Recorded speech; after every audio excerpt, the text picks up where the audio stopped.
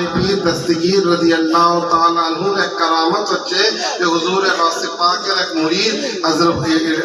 ইরশাদ করেন যে কাদিমতু সাইয়্যিদুশ শাইখ মুহিউদ্দিন রাদিয়াল্লাহু তাআলা আনহু 13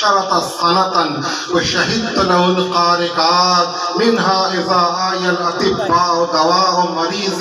উতিয়া বিহি ইলাইহি ফায়াদউ লাহু ওয়া ইয়ামুরু ইয়াদাহু আলাইহি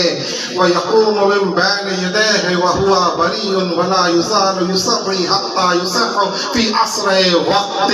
فأوتي به إليه بمستسق من أقرباء الإمام المستنجد وقد علت بطنه فأمر يده عليه وقام زامر التوتر كأن لم يكن به شيء حضور غوث پاک مرید বর্ণনা করেছেন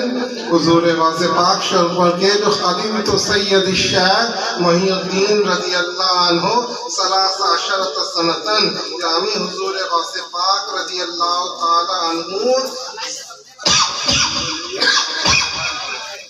13 বছর পর্যন্ত খিদমত করেছি খাদিমত সৈয়দ শাহ মুহিউদ্দিন রাদিয়াল্লাহু আনহু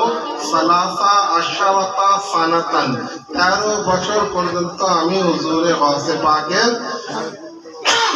খিদমত করেছি ও শাহিদতু লাহুল কারিকাত এবং এই 13 বছর পর্যন্ত মধ্যে আমরা অনেক হুজুর গাউস পাকের কারামত দেখেছি ও শাহিদতু লাহুল কারিকাত তিনি বলেন তার মধ্যে কি ছিল মিনহা ইযা আয়াল আতিব্বা ও দাওয়া ও মারিজ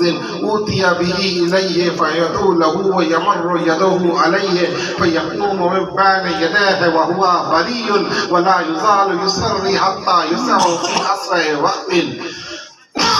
তার মধ্যে এক কারামত এমন ছিল যে যখন কেউ ব্যারাম হয়ে যেত এবং তার ব্যারামের যে চিকিৎসা সম্পর্কে সমস্ত ডাক্তার ফেলিওর হয়ে যেত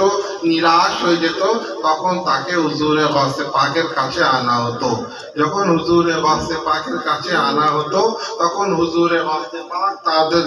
তার জন্য নিজের দুই হাত তুলে দোয়া করে দিতেন এবং নিজের দস্তে মোবারককে তার গায়ে বা তার মাথার উপরে বুলিয়ে দিতেন ফায়ামুরু আলাইহি ফায়াকুমু মিন বাইনি ইয়াদাইহি ওয়া হুয়া বারিয়ুন ওয়া লা ইযালু ইউসাররি ফি আসরা'i ওয়াক্তিন যখনই হুজুরে গাউস পাক তার জন্য দোয়া করতেন তো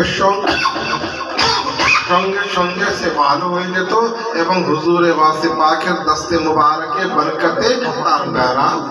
চলে যেত وقد أوتي إليه مرة بمستسق من أقرباء الإمام المستنجد